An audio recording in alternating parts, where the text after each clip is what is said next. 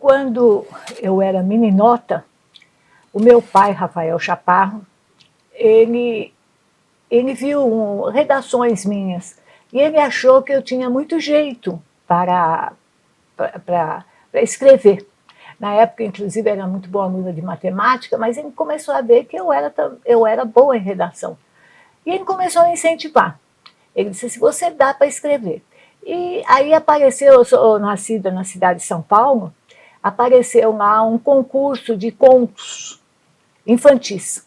Aí ele falou assim, olha, apareceu um concurso, por que você não se inscreve?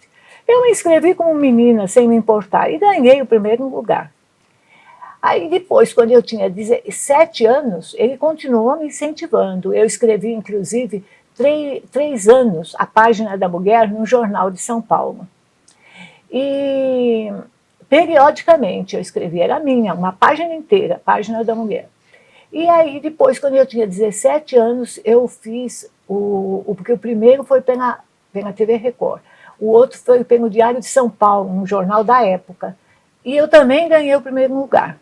Mas depois eu era jovem, sabe, a gente queria passear, namorar, eu quis entrar na faculdade, eu fiz faculdade de Direito na USP, e lá a gente começa a se incentivar e se entusiasmar com as coisas, e abandonei um pouco a literatura. Lá eu conheci meu marido, eu casei, tive 2 filhos, trabalhei fora, trabalhei no serviço público, já formada como advogada, e aí eu vim para Brasília, por causa do meu marido.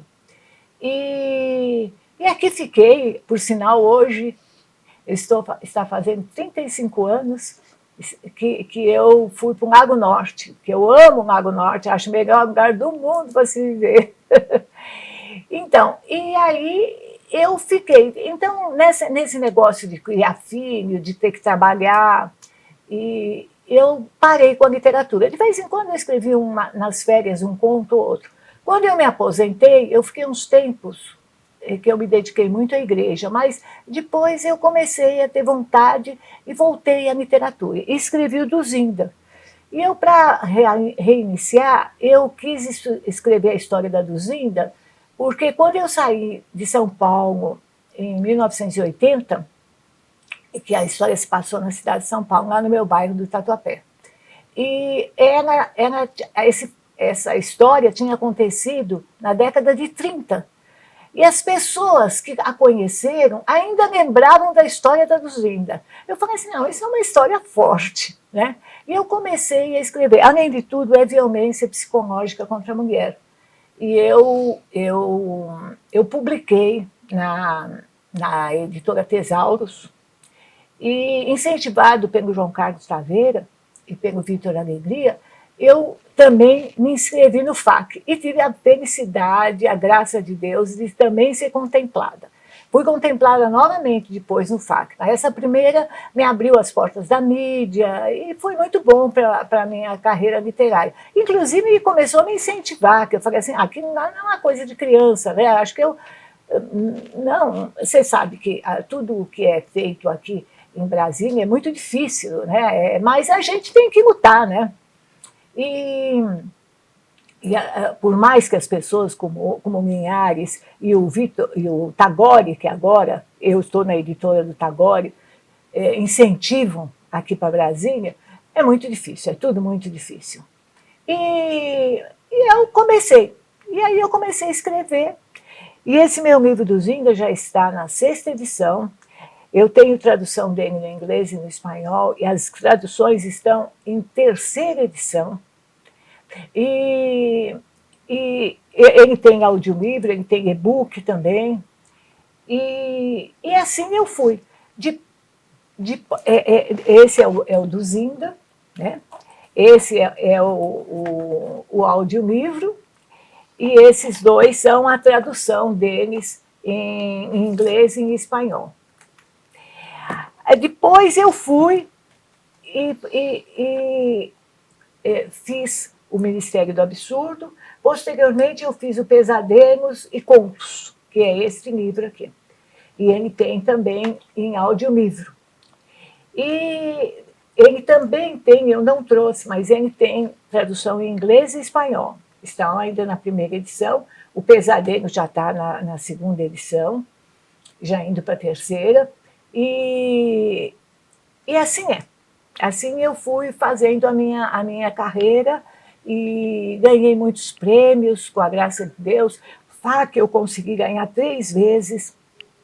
Eu ganhei prêmio nacional no governo da Dilma Rousseff e fui para a Feira de Guadalajara e depois ganhei um prêmio nacional, o mesmo tipo de prêmio nacional no governo Temer, né, e fui para a Feira de Bogotá, para não dizer que houve ideologia, eu ganhei no governo da Dilma e no governo da Temer, no governo do presidente Temer.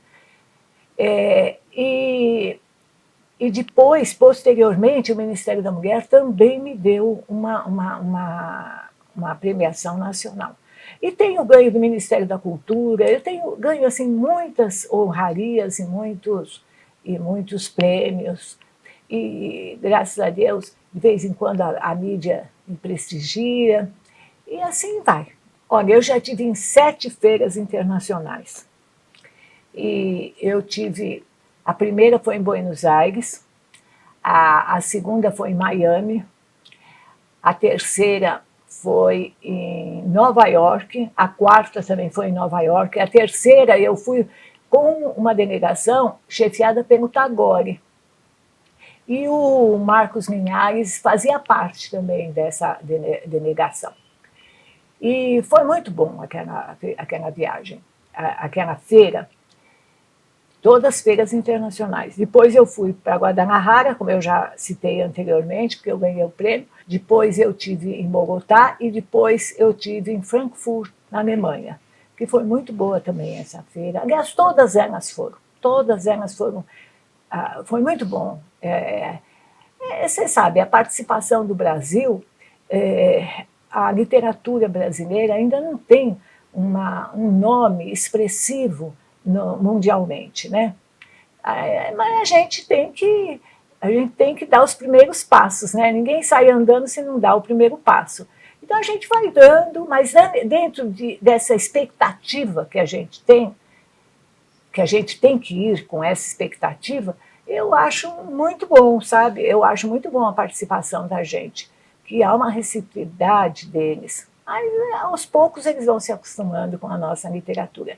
Agora, participar da feira de Recife, que vai ser a primeira presencial de livro no Brasil, primeiro, porque é a primeira presencial, né? Porque a gente não está doido para essa pandemia ir embora. E depois, porque é um evento internacional e a gente fica muito feliz de estar acontecendo, né? E a gente espera que seja um sucesso no Brasil e no mundo, né? E que tudo dê certo.